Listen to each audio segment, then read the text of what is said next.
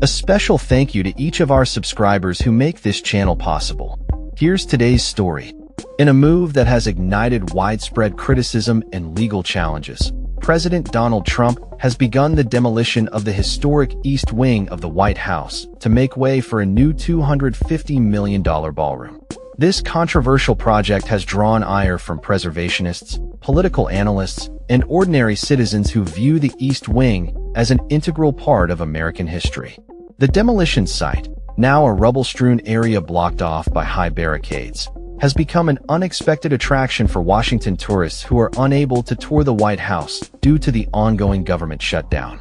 On a recent episode of Real Time with Bill Maher, the talk show host expressed his envy of Trump's ability to sidestep bureaucratic hurdles, stating, "As the guy who took 3 years to get my ing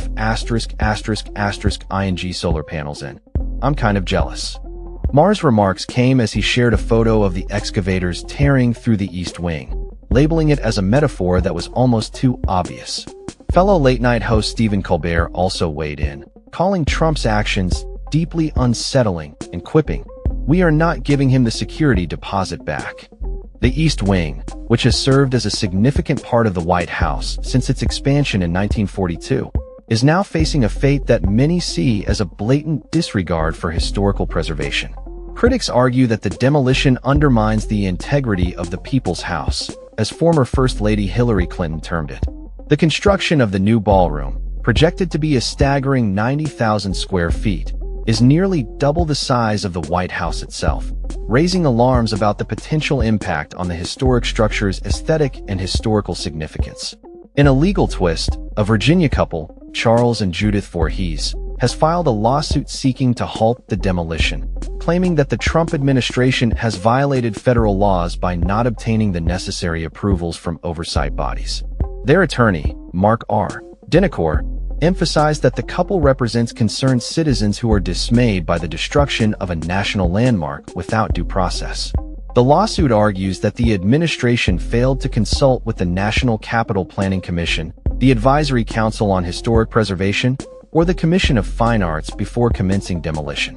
Sarah C. Bronine, a former chair of the Advisory Council, expressed concern that had proper procedures been followed, the administration might have reconsidered its decision to bulldoze a significant piece of American history. "They would have no doubt refrained from bulldozing our shared history," she stated. The White House, however, has defended the demolition as a continuation of presidential tradition, asserting that Trump has the legal authority to modernize the White House, just as his predecessors have done. Press Secretary Caroline Leavitt dismissed the public outcry as fake outrage, arguing that nearly every president has made renovations to the White House. The administration has attempted to frame the project in a favorable light, comparing it to historic renovations made by Theodore Roosevelt and Harry Truman. Despite the White House's claims, the sheer scale of the new ballroom and the lack of transparency regarding its funding have raised ethical concerns. The project is reportedly being financed by a group of undisclosed Patriot donors, which has led to questions about potential conflicts of interest and the influence of private donors on presidential decisions. Critics have pointed out that the White House has not disclosed the identities of these donors, thereby raising alarms about who might be gaining favor with the president through financial contributions. Trump has argued that the White House needs a larger entertaining space to avoid hosting state dinners in temporary tents on the South Lawn, citing this as a justification for the extravagant ballroom. However, many see this reasoning as inadequate given the historical significance of the East Wing and the potential implications of its demolition. As the legal battle unfolds, it remains uncertain whether the lawsuit will succeed in halting the demolition. A federal judge is expected to rule on the restraining order, but a hearing has yet to be scheduled. Legal experts note that the plaintiffs face a high bar, as they must demonstrate a specific, personal injury, which can be challenging when contesting government property decisions. The demolition of the East Wing marks a pivotal moment in the ongoing debate over presidential power, historical preservation, and the future of the White House as a symbol of American democracy.